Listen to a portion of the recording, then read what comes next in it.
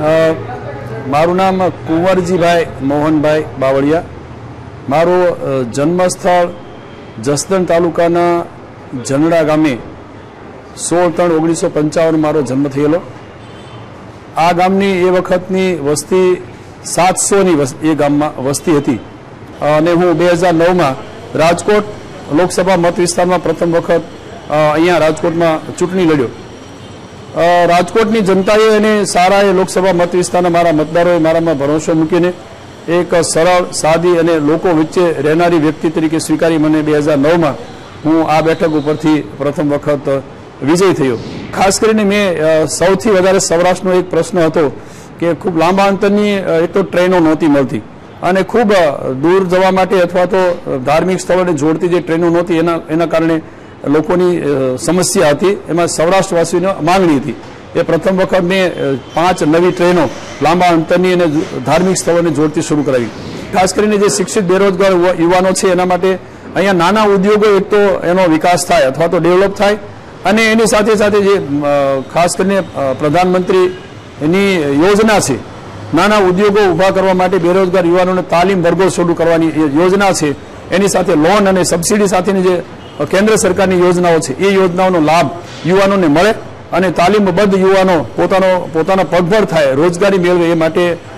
આગળ આવે એ માટેની તાલીમ વર્ગો અને કેન્દ્ર સરકારની જે યોજના છે એ યોજનાઓ મારફતે વધારે એક તો કેન્દ્રીય વિદ્યાલય બીજી શરૂ થાય એના માટેના મારા પ્રયત્નો અત્યારે ચાલુ છે અને થોડાક સમય પછી જમીન રાજ્ય સરકાર તરફથી જમીન ઉપલબ્ધ થાય તો બીજી કેન્દ્રીય વિદ્યાલય એક તો શરૂ થાય જેથી કરીને સારું શિક્ષણ ત્યાં ઉપલબ્ધ થાય।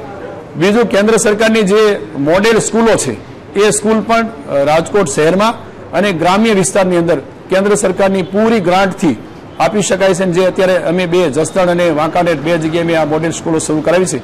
એ સ્કૂલો શરૂ થાય। ગ્રામ્ય વિસ્તારની અંદર RMSA રાષ્ટ્રીય માધ્યમિક શિક્ષા અભિયાન હેઠળ જે માધ્યમિક શાળાઓ કેન્દ્ર સરકારની પૂરી ગ્રાન્ટ અને સ્ટાફ સાથેની અપાય છે એના માટે પણ મેં વધારાની દરખાસ્તો ગ્રામ્ય વિસ્તારમાં કરાવી છે।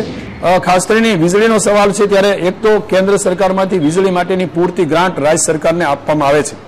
રાજ્ય સરકાર એ ગ્રાન્ટનો ઉપયોગ મિસયુઝ કરે છે, એના બદલે ખેડૂતોને એ વીજળી સહેલાઈથી અને સમયસર મળી રહે, માંગણી હોય અને થોડાક ટૂંક સમયમાં મળી રહે માટેની જે કેન્દ્ર સરકારની યોજના છે એનું ફંડ અહીંયા રાજ્ય સરકારને મળે અને રાજ્ય સરકાર મારફતે જે ખેડૂતોની માંગણી છે ખાસ કરીને ખેતીના વીજ જોડાણ માટેની એ સમય મર્યાદામાં ટૂંકા સમયમાં મળે રહે માટેનો ઉપયોગ થાય એ માટેનો હું પ્રયત્ન કરીશ। ખાસ કરીને મહિલાઓના વિકાસ માટે શહેરી વિસ્તારની અંદર જે અમુક સંસ્થાઓ NGO મારફતે કે મહિલા મંડળો ઊભા કરીને જે કેન્દ્ર સરકારની યોજનાઓ છે એ યોજનાઓનો લાભ સબસિડી સાથેના જે મહિલાઓના ગ્રુપ બનાવીને એ ગ્રુપ મારફતે જે યોજનાઓનો લાભ મહત્તમ લે એ માટે મહિલા જાગૃતિ શિબિર અને એની સાથે સાથે મહિલાઓ પગભર થાય એ માટેની એની રોજગારી ઊભી થાય એ માટે કેન્દ્ર સરકારની જે યોજનાઓ છે એ યોજનાઓનો લાભ એને ખાસ કરીને જે ગ્રામ વિકાસ વિભાગ મારફતે અને શહેરી વિકાસ વિભાગ મારફતે જે મહિલાઓની સશક્તિકરણની યોજનાઓ છે એ યોજનાઓની શિબિરો જાગૃતતા માટે